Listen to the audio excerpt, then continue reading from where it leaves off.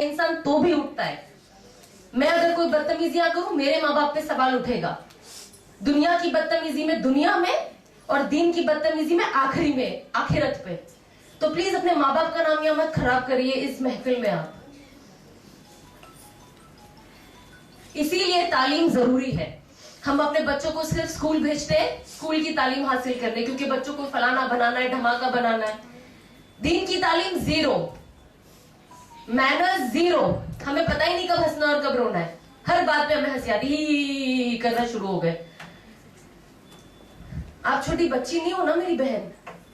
It's sad, ये अच्छी बात नहीं है। आपको ये चीजें चेंज करिए आप अपने नेचर को, अगर आपको जिंदगी में दोनों को कुछ करना है तो, ताकि लोग आपको भी जिंदगी में, जब आप कहीं पे कुछ मुकाम पे अल्लाह सुब्हानहू व तआला आपको खड़ा करे, लोग आपको इज्जत दे, आपकी बातें सुने।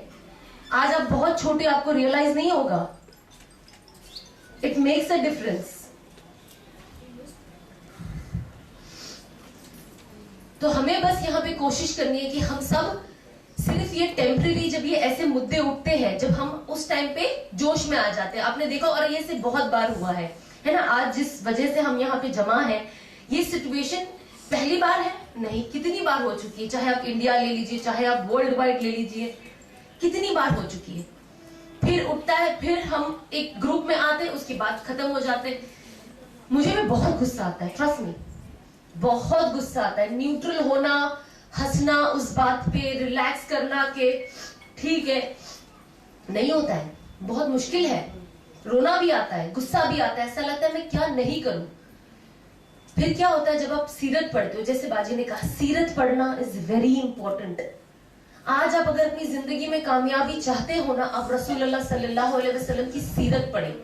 मैं आपको बताऊंगी, भी हिजाजी मक्की साहब का एक है यूट्यूब पे, उसमें कोई वीडियो नहीं है, 1 घंटा 18 मिनट की ऑडियो है, और ऐसे 30 एपिसोड है। रसूलुल्लाह सल्लल्लाहु अलैहि वसल्लम की विलादत से लेकर जब तक उन्होंने पर्दा फरमाया तब तक उनकी पूरी सीरत है। और जब आप सुनोगे उस सीरत को, तो आपको लगेगा कि आप वाकई उस जगह पे पहुंच चुके, आप उस वक्त पे पहुंच चुके हो। एंड आप कहीं ना कहीं अपने आप को सवाल करोगे कि अगर मैं उस जगह पे वहां होती, मैं क्या करती।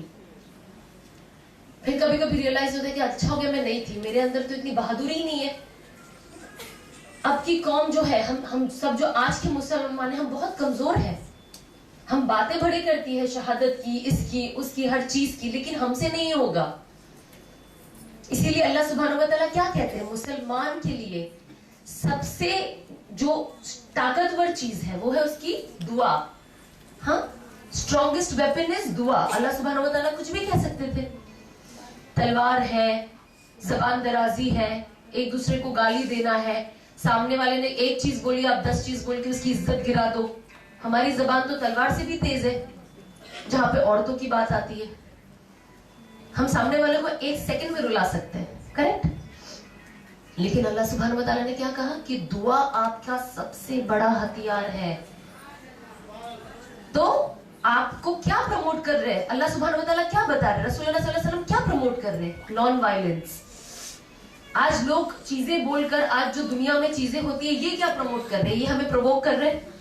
ये चाहते हैं कि हम वायलेंस का सहारा लें, और वायलेंस में ही इनके लिए सोल्यूशन है बहुत लोगों के लिए। और अनफॉर्चुनेटली हो भी जाते हैं इंसान प्रोवोक, और वो चीजें कर भी देते हैं। लेकिन सीरत आप पढ़ोगे तब आपको रियलाइज होगा कि violence is not the answer. रसूलुल्लाह सल्लल्लाहु अलैहि वसल्लम की सीरत में देखिए, जब उन्होंने हिजरत के मक्का मदीना टोटल मिलकर 21 साल लगे उन्हें वापस मक्का आने।